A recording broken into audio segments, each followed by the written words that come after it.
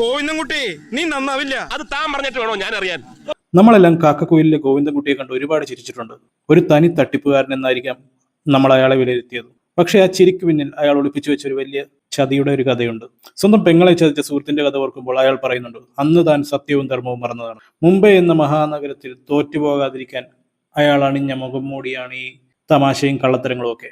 വിഗ്രഹം മോഷ്ടിക്കാൻ നോക്കിയതും പണവുമായി ഓടിപ്പോകാൻ നോക്കിയതും ആ പഴയ മുറിവുകൾ കൊണ്ടാണ്. പക്ഷെ ഒടുവിൽ അയാൾ തിരിച്ചു വന്നു. പണമല്ല സ്നേഹമാണ് വലുതെന്ന് അയാൾ തെളിയിച്ചു. ചതിയനല്ല ഗോവിന്ദൻകുട്ടി, സാഹചര്യം കൊണ്ട് വേഷം മാറേണ്ടി വന്ന ഒരു പാവം മനുഷ്യൻ.